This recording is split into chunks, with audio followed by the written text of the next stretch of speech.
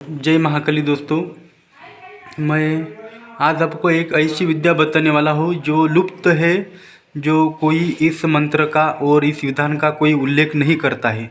ऐसा परफेक्ट विधान है। ये विधान ऐसा है कि जो कोई दुष्ट तांत्रिक होता है उसके पास जो विद्या होती है उसको भ्रष्ट करने का और उसका विधान वो जो उसने सिद्ध किया हो उसको खा जाने की विधि है। ये परफेक्ट महाकाली की विधि है। गुरु परंपरा के हिसाब से इसका उपयोग करने से कोई भी दुष्ट तांत्रिक की विद्या बिल्कुल ख़त्म हो जाती है। ये परीक्षित प्रयोग है। तो ये विद्या जो गुरुमुख होके ही सीखना चाहिए।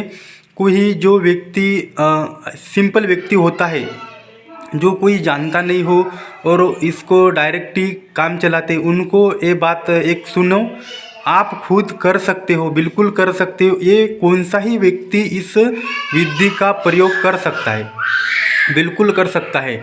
जो कोई दुखी व्यक्ति होगा, जो तांत्रिक लोगों से परेशान होगा, वो व्यक्ति रोज़ इस मंत्र को 21 बार महाकाली के सामने जपने से और अगले व्यक्ति का नाम लेने से उसकी विद्या बंद होने लगती है और उसकी विद्या भ्रष्ट होने लगती है।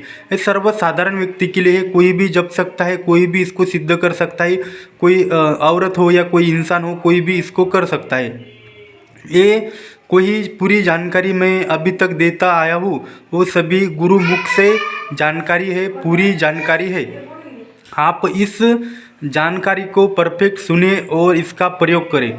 तो आप इस मंत्र को जब अमावस्या आती है, अमावस्या के दिन महाकाली माता के सामने घी का दीपक लगाकर एक नींबू काटकर उसके कुमकुम डालकर लाल बनाकर उसके सामने रखना चाहिए।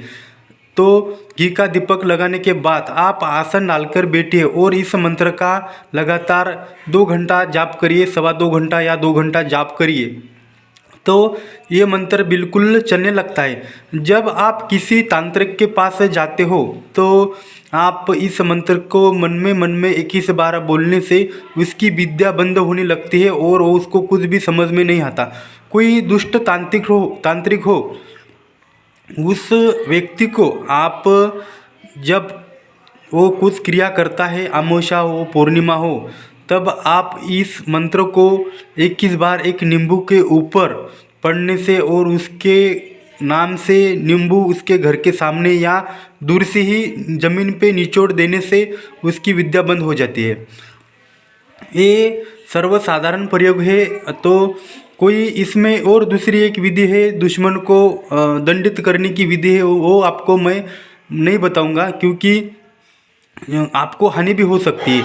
इसलिए ये एक ही विधि बताने वाला हूँ। जो व्यक्ति बहुत परेशान है, घर में तंत्र क्रिया का प्रयोग होता रहता है, किसी को भानामती का प्रयोग होता रहता है, बहुत परेशान होते हैं, रोते हैं, सब जगह पे आप पैसे लगा कर ख़त्म हो जाते हैं, उनके लिए परफेक्ट विधि है। आप घर पे ही कर सकते हैं, आपको कोई गुरु की ज़रूरत नहीं है। आपको अगले व्यक्ति को दंडित करना हो तो आपको गुरु परंपरा के हिसाब से गुरुमुख से गुरु करके ही लेना चाहिए। तो ये अभी मैं डायरेक्ट विधि बता रहा हूँ। इसमें एक हवन विधि होती है जो अमावस्या के दिन रात को हवन किया जाता है और अगले तांत्रिक की विद्या बिल्कुल ही भ्रष्ट की जाती है। कभी जिंदगी में उसकी विद्या चलती नहीं। उसने कौन सी सिद्धि करके रखी हो, मसान सिद्धि हो या कोई बुरी सिद्धि हो, कौन सी सिद्धि हो, तामसिक सात्विक कौन सी सिद्धि हो, उसको आप भ्रष्ट कर सकते हैं, बिल्कुल भ्रष्ट कर सकते हैं। ये लिखित है, जो गुरु परंपरा का जो गुरु ने लिख के छोड़े वाले हैं, वो लिखित रूप से आपको दे रहा हूँ। ये वैदिक मंत्र है। ये किसी को जानकारी अच्छी लगती हो तो चैनल को ज़रूर सब्सक्राइब करें और फॉलो करें, लाइक करें, शेयर करें, क्योंकि ऐसे ही वीडियो आपको ज़रूर मिलेंगी। क्योंकि ये पूरी गुरु जानकारी, कोई लुप्त जानकारी बिल्कुल ही देते नहीं, कोई आपके हिसाब से और ऐसे गलत मंत्र बिल्कुल तो मैं देता नहीं है। जो लिखित है, मेरे पास इतने मंत्र है जो गुरुमुख से, तो मैं इसको रख के क्या करने वाला हूँ। किसी का इसी मंत्र से भला हो सकता है और बहुत जनों का इसी मंत्र से, ऐसे ही मंत्र से भला हुआ है। तो आप ध्यान चित्त से सुनिए और लिख के लिए कौन सा ही विधान आप पूरा सुनने के बाद ही करना चाहिए। क्योंकि कोई सात्विक विधान होता है तो कोई तामसिक विधान होता है। कोई इसके साइड इफेक्ट्स नहीं बोलता, डायरेक्ट ही उठा के मंत्र करने लगता है। ऐसा कदापि नहीं करना चाहिए। जब अगले व्यक्ति ने, जिसने ही मंत्र डाला हो, उसको कभी भी 1 मिनट बात करके ही कौन सा ही प्रयोग करना चाहिए। और शमशानी जो सिद्धि होती है तो वो तो कभी भी गुरु परंपरा के हिसाब से गुरु सानिध्य में ही करना चाहिए, क्योंकि 100% उसमें हानि हो सकती है, क्योंकि बहुत लोगों का ऐसा हुआ है।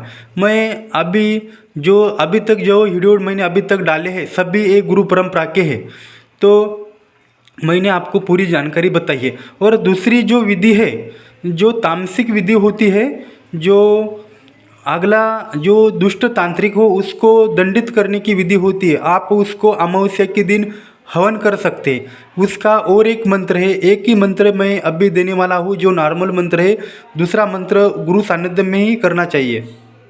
तो उसका हवन सामग्री सभी लेके जंगल में जाके खाली 1.25 घंटे का हवन विधि होती है।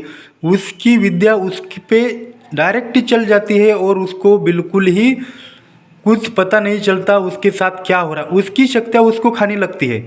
जो कोई मुंजा पीर बीर खोपड़ी या झोटिंग जो कोई सिद्ध रखा हो, मसान सिद्धि जो कोई हो, उससे गलत काम करवाता है वो उसको ही खाने लग जाती है। उसका 3 दिन के अंदर अहित हो जाता है, क्योंकि वो सफल तांत्रिक हो, उसने कभी किसी का बुरा ही सोचा हो तो उसको उसके साथ बुराई होने वाला है। ये कभी भी अच्छे तांत्रिक के ऊपर इसका प्रयोग नहीं करना चाहिए, क्योंकि उसके साथ बहुत लोगों की जो दुआई होती है तो उसके साथ में होती है आपका खुद का अहित करते। आप जानबूझ के ये किसी अच्छे तांत्रिक के ऊपर प्रयोग करते हो तो आपको 100% हानि होती है।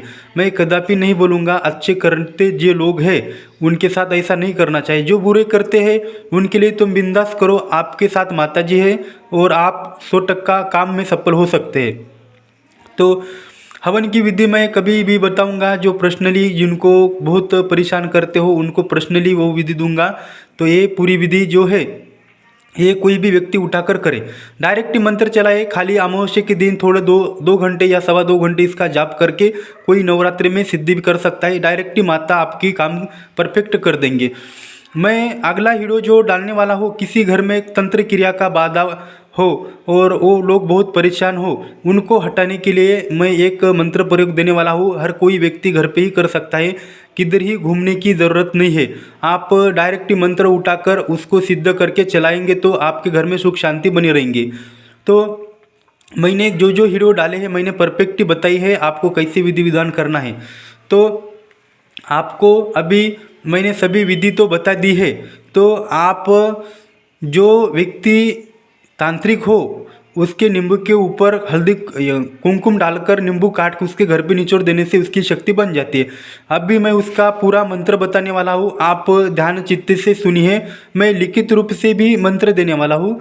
जो गुरुमुख से जो मंत्र होते हैं वो फलीभूत होते हैं, जो लिखित रूप से होते हैं डायरेक्ट आप स्क्रीनशॉट मार के लेते हैं वो काम करने में उतने सक्षम नहीं होते। कभी भी जो कोई व्यक्ति आपको मंत्र शक्ति देने वाला हो उससे कभी भी गुरुमुख से सुनना चाहिए। तो अभी मैं आपको पूरा मंत्र विधान बताऊंगा, तो आप ध्यान चित्त से बिल्कुल सुनिए। मंत्र ऐसा है, बिस्मिल्लाह रहमान ए रहीम, काली काली महाकाली, जमीन आसमान में रहने वाली, दुष्टों की विद्या खाने वाली, भूत को खाती, प्रेत को खाती, साती सिंगार को खाती, साती आसरा, 8वां महिषासुर को खाती, 36 मुठ 52 लाख बीर को खाती, अवकर्या बीर को खाती, तिकार्या बीर को खाती, तिड़किया बीर को खाती, येताल बीर को खाती, 3 हजरत को खाती, मुंजा बीर को खाती, झोटिंग को खाती, 9 लाख इलम खाती, दुष्ट तांत्रिक की विद्या खाती, खा पी कर जमीन आसमान में लेके जा, नहीं जाएंगे तो माँ का दूध हराम करे, इतना काम कौन करे, काली कलकत्ते वाली करे, छू भाजा पूरी छू। ये मंत्री गुरुमुख से परफेक्ट मंत्र है।